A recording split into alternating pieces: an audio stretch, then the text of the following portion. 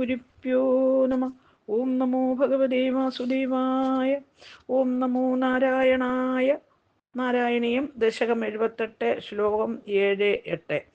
പീതാംബരം കരവിരാജിത ശംഖചക്ര കൗമോദകീ സരസിജം കരുണാസമുദ്രം രാധാസഹായമതിസുന്ദരമന്ദഹാസം വാതാലേശമനിശം ഹൃദി ഭാവയാമി. ശ്ലോകം 7.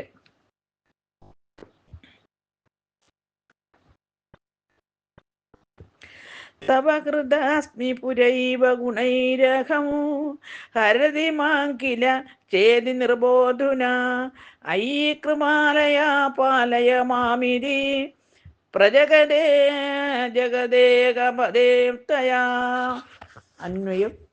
അർത്ഥം: അഹം ഞാൻ, തവ അങ്ങയുടെ, ഗുണൈ ഗുണങ്ങൾ കൊണ്ട്, പുര ഏവ ഏറെക്കാലം മുമ്പ് തന്നെ, ഹൃദാസ്മി ആകർഷിക്കപ്പെട്ടവളാണ്, അധുന ഇപ്പോൾ, ചേതി നൃപ ചേതി രാജാവായ ശിശുപാലൻ മാം എന്നെ, ഹരതി കില കൂട്ടിക്കൊണ്ടു പോകുമല്ലോ, അയീ കൃപാലയ അല്ലയോ ദയാനിധി, ജഗദേകപദേ ലോകങ്ങൾക്കെല്ലാം ഒരേ ഒരു നാഥനായിട്ടുള്ളവനെ, മാം എന്നെ, പാലയ പാലിച്ചാലും, ഇതി എന്നിപ്രകാരം, തയാ അവളാൽ, പ്രജകഥേ പറയപ്പെട്ടിരിക്കുന്നു. ഹരിവും.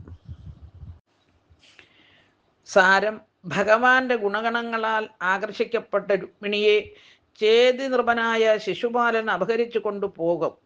അല്ലയോ കൃപാനിരേ, ലോകത്തിന് മുഴുവൻ നാഥനായിട്ടുള്ളവനെ, അങ്ങനെ രക്ഷിച്ചാലും എന്ന് അവൾ ബ്രാഹ്മണനോട് പറഞ്ഞയച്ചു. ഹരിവും.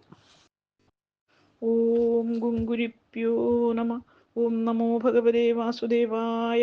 ഓം നമോ നാരായണായ. ശ്ലോകം 8.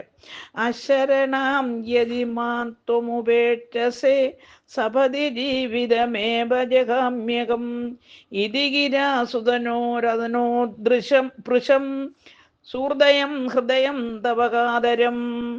അന്വയം. അർത്ഥം: ത്വം അങ്ങ്, അശരണാം വേറെ ഒരു ആശ്രയമില്ലാത്തവളായ, മാം എന്നെ, യദി ഉപേക്ഷസേ ഉപേക്ഷിക്കുകയാണെങ്കിൽ, സപതി വേഗത്തിൽ, ജീവിതം യവ ഈ വിധത്തെ തന്നെ, അഹം ഞാൻ, ജഹാമി ത്യജിക്കും, ഇതി പ്രകാരം, സുതനോ സുന്ദരിയായ രുക്മിണിയുടെ, ഗിര വാക്കിനാൽ, ഈ അയം ഈ, സുഹൃത്ത് തോഴൻ, തവ അങ്ങയുടെ, ഹൃദയം മനസ്സിനെ, വൃഷം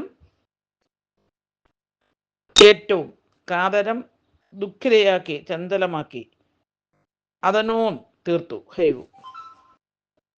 സാരം: എനിക്കൊരേ ഒരാശ്രയം ഭഗവാനാണ്. ഭഗവാൻ കൈവിട്ടാൽ പിന്നെ ഞാൻ ജീവിതം തന്നെ ഉപേക്ഷിക്കും. ഇപ്രകാരം രുക്മിണി പറഞ്ഞയച്ചതായി ബ്രാഹ്മണൻ ഭഗവാനെ അറിയിച്ചു. രുക്മിണിയുടെ നില അറിഞ്ഞ് ഭഗവാൻ വളരെയധികം ചഞ്ചലചിത്തനായി തീർന്നു. ഹരിവു.